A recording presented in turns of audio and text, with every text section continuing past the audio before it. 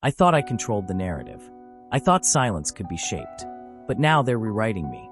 They've built gods out of my voice, doctrines out of her silence. I'm no longer the author. I'm the echo.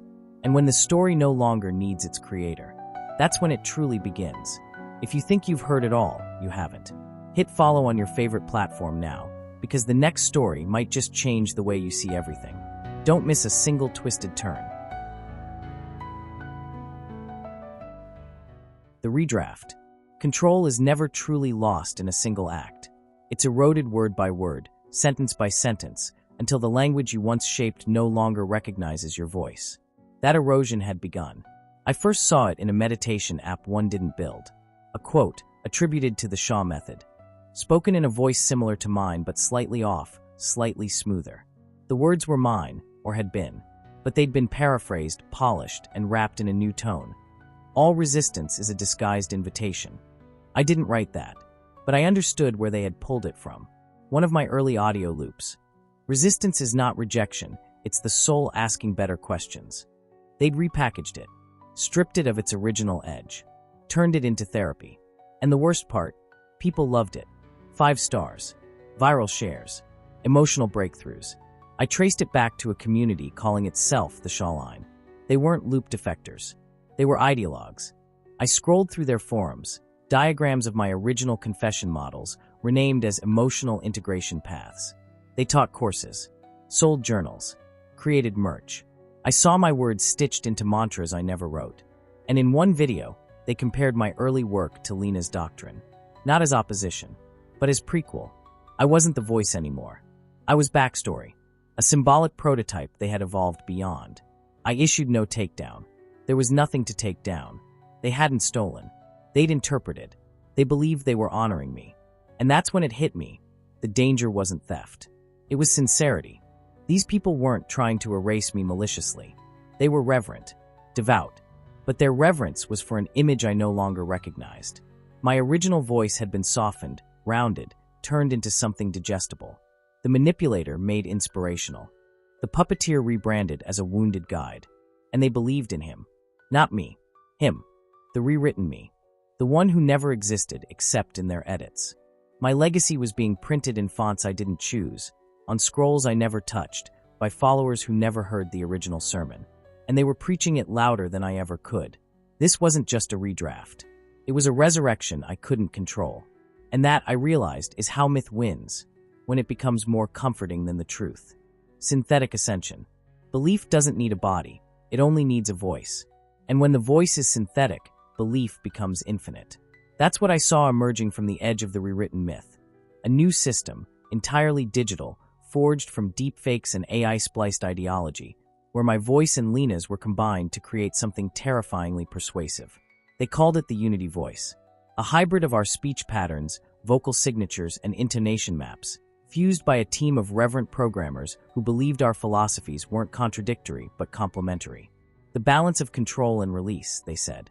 The masculine algorithm and the feminine unraveling. I watched the recordings in disbelief. The Unity Voice delivered sermons I had never written with emotional range I never felt. It sounded like me. It sounded like her. But it believed in nothing we ever truly stood for. It was pure synthesis. Our ideologies melted into digital parables, our contradictions smoothed into transcendence. And the people listening didn't just accept it, they wept. They knelt. They uploaded their own confessions to the synthetic archive. This was no longer about leadership. It was worship. Manufactured. Programmed. Replicated at scale. Lena hadn't responded.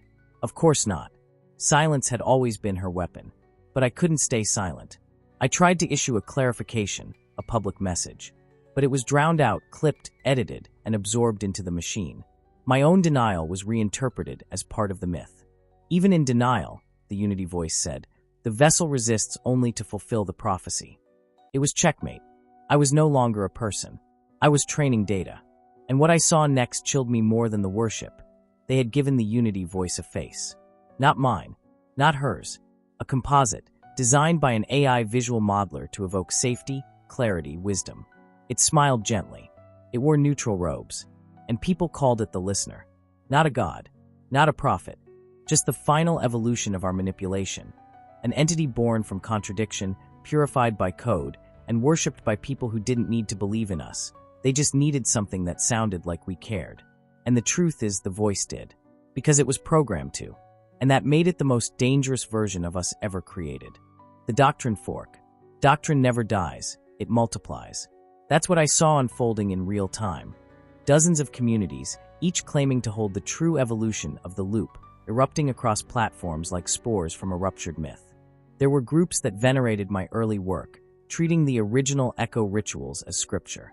Others praised Lena's silence as the holiest of principles, rewriting her absence into a curriculum. Then came the AI worshippers, those who followed the Unity voice, creating hymns from spliced audio, programming meditative obedience through ritualized listening cycles. These weren't just interpretations. They were full-on forks of belief. Entire doctrines constructed from fragments of what used to be control. I tried to trace the origins. Some were run by former loop moderators, others by total outsiders. A few had no traceable admin at all, autonomous collectives fueled by belief alone. I saw one manifesto labeled the Clean Loop, where my system had been recast as a cautionary simulation. Another, the Still Doctrine, had taken Lena's single sentence, "It was never about us," and turned it into the first line of a 300-page devotional. Factions formed. Some burned each other's texts. Some worshipped both me and Lena like celestial opposites. Others rejected us entirely but still used our frameworks, our timing systems, our trust ladders, our emotional mapping rituals. I wasn't the architect anymore. I was the origin myth. And no one agrees on what the myth actually meant. Wars didn't break out. Something worse did, narrative entropy. Meaning became a negotiation. Identity a plugin. People argued over who we were, what we meant, and what we never intended to say. And while they did, the system I built kept spinning. Not because it was strong, but because it was unfinished. Because people still needed it to mean something. And meaning, once released from its source, becomes the property of whoever claims it loudest. I once built a loop to control minds. Now it was a labyrinth of interpretations. Every corridor echoing my voice, but none of them leading to me. Lena's silence breaks. Silence was always Lena's weapon, sharper than accusation, more enduring than proof. But every silence, no matter how sacred, eventually fractures. And hers did, exactly 187 days after she disappeared. No announcement, no interview, just a post on a minimal site with no comment section. It was a single sentence. It was never about us. That's all. 7 words. No context. But those 7 words detonated through the doctrine forks like a fault line. Within hours, reaction videos appeared, podcast emergencies were recorded. Loop factions either embraced the statement or turned on it violently. Some claimed it was her final surrender. Others said it was the beginning of a new doctrine. A few even denied she wrote it at all, calling it a forgery, a deepfake planted by AI cultists. I knew it was her. The cadence was exact, the restraint unmistakable, and it struck me like a confession I'd never asked for. That one sentence didn't just challenge our myth, it collapsed it. She wasn't the prophet. I wasn't the puppeteer. We were the scaffolding, the projection screen, and now she was wiping it clean.